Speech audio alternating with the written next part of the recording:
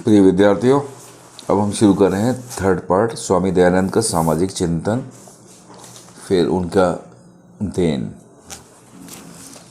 स्वामी जी मानव मात्र और संपूर्ण समाज की सेवा में विश्वास करने वाले सन्यासी थे। उन्होंने इस बात का अनुभव कर लिया था कि जब तक समाज में विविध अंधविश्वासों और कुरीतियों का प्रचलन रहेगा, तब तक भारत में राष्ट्रीय जागृति और राष्ट्र कल्याण संभव नहीं है। पहली बात आती है व्यक्ति और समाज एक दूसरे के पूरक। स्वामी दयानंद ने विश्वास व्यक्त किया कि व्यक्ति और समाज एक दूसरे के पूरक हैं।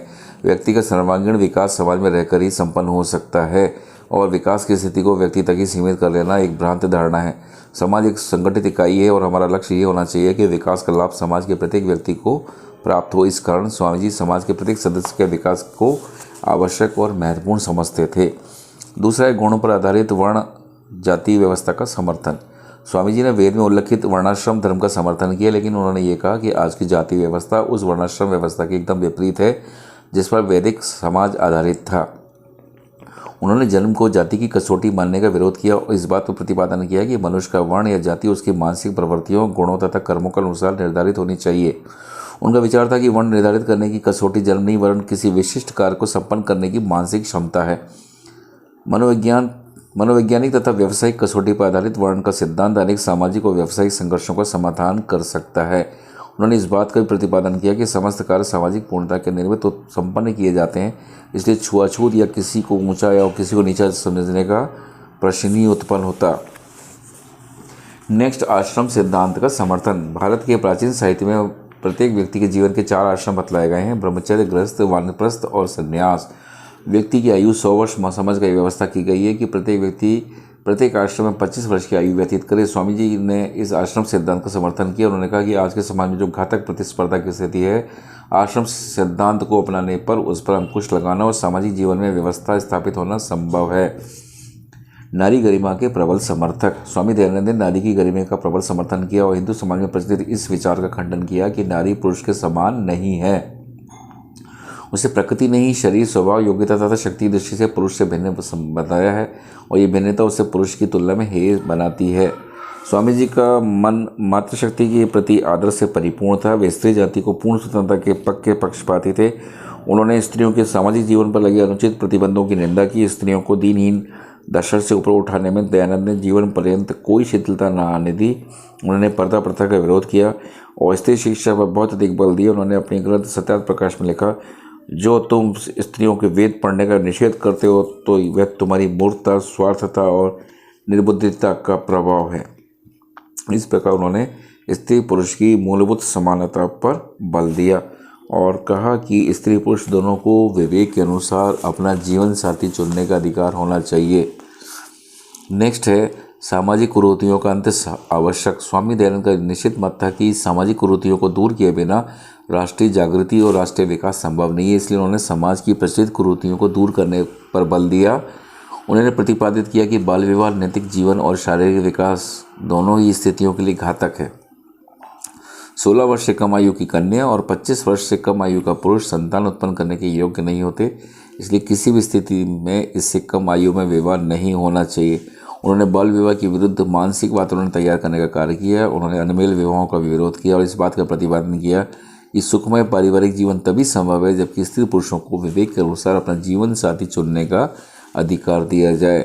इस प्रकार उन्होंने दहेज प्रथा, बहुविवाह, विधवा विवाह निषेध, सती प्रथा, समुद्र यात्रा निषेध आदि सामाजिक कुरीतियों का भी विरोध किया। अब दयानंद स्वामी के शिक्षा संबंधी विचार। स्वामी दयानंद का निश्चित विचार था कि शिक्षा के अभाव में कोई देश समुचित विकास नहीं कर सकता। जैसे शिक्षा के क्षेत्र में उन्होंने जितनी व्यावहारिक रुचि ली उतनी कम समाज सुधारकों ने ली। उन्होंने शिक्षा को व्यापक अर्थों में लिया। उनके लिए शिक्षा का अर्थ था शरीर का निर्माण, इंद्रियों की साधना और बौद्धिक शक्तियों का विकास। ब्रह्मचर्य पालन को उन्होंने अच्छी शिक्षा व्यवस्था की एक अनिवार्य शर्त माना। प्रारंभिक शिक्षा के विषय में उन्होंने माता पिता को बालक का प्रथम गुरु बताया और कहा कि माता पिता के उपदेश से संतान को जितना लाभ प्राप्त होता है उतना और किसी से नहीं हो सकता। इस प्रसंग में माता की भूमिका को वो सबसे अधिक महत्वपूर्ण मानते थे। उन्होंने सदैव इस बात पर जोर दिया कि शिक्षण कार्य चरित्रवान और विद्वान व्यक्तियों को ही सौंपा जाना चाहिए।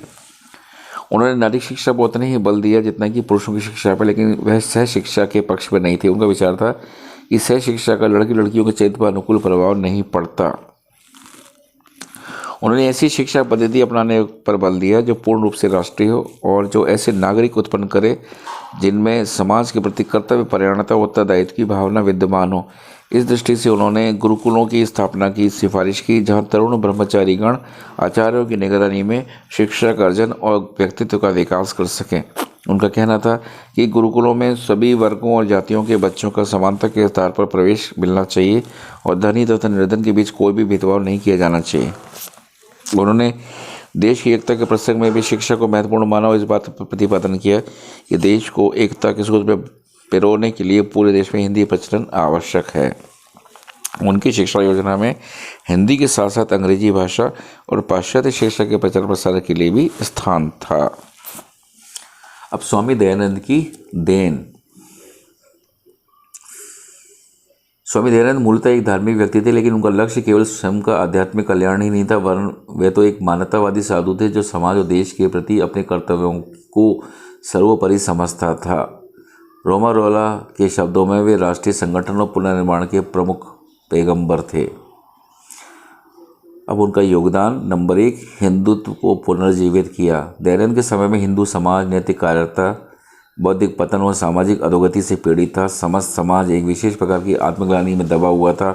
हिंदू समाज को एक ऐसे नेता की सुधारक की आवश्यकता थी जो उन्हें निराशाओं से मुक्त करके नए विश्वास का संबल दे सके, और ये कार्य स्वामी दयानंद ने किया। उन्होंने अनुभव किया कि हिंदू समाज की आत्मग्लानि के कारण दोहरे हैं। एक और तो वे इस्लाम और ईसाई धर्म प्रचारकों के आक्रमण से उनमें हीनता की भावना ने जन्म लिया और वे इस धर्म की ओर आकर्षित हो रहे हैं।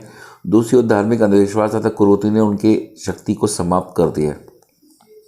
उन्होंने बुद्धिवाद की मशाल जलाई और मूर्ति पूजा, पुरोहितवाद तथा धार्मिक वितंडावाद पर कठोर प्रहार किया। इसके साथ ही उन्होंने हिंदू समाज को स्वाभिमान और आत्मगौरव प्रदान करने के लिए इस्लाम और ईसाई मत की निर्बलताओं को पूरी शक्ति के साथ उजागर करने का प्रयास किया। स्वामी जी के दोहरे उपचार ने हिंदुत्व को पुनर्जीवित कर दिया। उनकी मृत्यु पर थियोसॉफिस्ट अखबार ने लिखा, उन्होंने जर्जर हिंदुत्व की गतिहीन ढूह पर भारी बम का प्रहार किया और अपने भाषणों से लोगों के हृदयों में ऋषियों और वेदों के लिए अपरिमित उत्साह की आग जला दी। नेक्स्ट, सामाजिक कुरीतियों के विरुद्ध शक्तिशाली योद्धा। स्वामी दयानंद का उद्देश्य भारतीय समाज का पुनर्निर्माण था और इसके लिए समाज को अंधविश्वासों तथा कुरीतियों से मुक्त करना आवश्यक था। उन्होंने बाल विवाह, बहुविवाह, विधवा विवाह निषेध, नारी अशिक्षा और अधोगति, छुआछूत और दहेज प्रथा आदि सामाजिक कुरीतियों के विरुद्ध युद्ध प्रारंभ कर दिया। अन्य समाज सुधारकों स्वामी दयानंद में एक मूलभूत अंतर है। दिनकर के शब्दों में उन्होंने धीरे धीरे पपड़ियों, सामाजिक कुरीतियों की पपड़ियां तोड़ने का काम न करके उन्हें एक ही चोट से साफ कर देने का निश्चय किया। दयानंद के अन्य समकालीन सुधारक केवल सुधारक मात्र थे, किंतु दयानंद क्रांति के वेग से आए। वे यूरोपियन संस्कृति के कुछ पक्षों के प्रशंसक थे और उन्होंने यूरोप में बौद्धिकता धर्म में आस्था और सार्वजनिक नैतिकता को ग्रहण करने का आग्रह किया। नेक्स्ट, आर्य समाज की स्थापना। दयानंद ने 10 अप्रैल 1875 में बम्बई में आर्य समाज की स्थापना की और उसके बाद पूरे पंजाब तथा उत्तर भारत में आर्य समाज की शाखाओं का जाल बिछ गया। आर्य समाज ने हिंदू जाति के उत्थान के लिए एक जीवन माध्यम का कार्य किया। इस संस्था ने हिंदू जाति को संगठित किया, अन्याय, अंधविश्वास और कुरीति के विरुद्ध संघर्ष के लिए उसमें साहस भरा और देश प्रेम की भावना जागृत की। आर्य समाज के द्वार सभी जातियों के लिए समान रूप से खुले हैं और इस संस्था ने एक जागृति आंदोलन के रूप में कार्य किया। नेक्स्ट, भारतीय राष्ट्रवाद के प्राण फूके। स्वामी दयानंद ने इस सत्य को समझ लिया था कि आत्मग्लानि से पीड़ित कोई समाज देश की स्वतंत्रता की बात नहीं सोच सकता। इसलिए सर्वप्रथम तो उन्होंने हिंदू समाज को आत्मग्लानि और हीनता बोध से मुक्त कराया। स्वयं नैतिक साहस का परिचय देकर देश की जनता में साहस का संचार किया। अस्पृश्यता के अंत, स्वधर्म, स्वभाषा और स्वदेशी पर बल देकर उन्होंने स्वराज के लिए मानसिक पृष्ठभूमि तैयार कर देश की स्वतंत्रता की नैतिक और बौद्धिक नींव रखी। दयानंद संगठित और स्वतंत्र भारत के स्वप्न दृष्टा थे।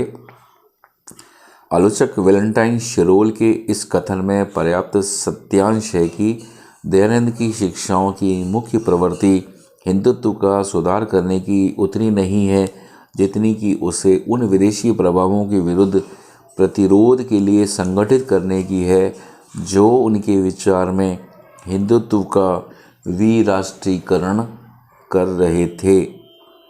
गौरवपूर्ण अतीत से प्रेरणा लेकर उन्होंने स्वराज्य का नारा दिया। उन्होंने देसी रियासतों के नरेशों को व्यक्तिगत जीवन में सुधार की प्रेरणा दी, उन्हें प्रजा सेवा की दिशा में प्रवृत्त होने का उपदेश दिया और इस बात पर बल दिया कि भारत देश के प्रति भी उनके कुछ कर्तव्य हैं।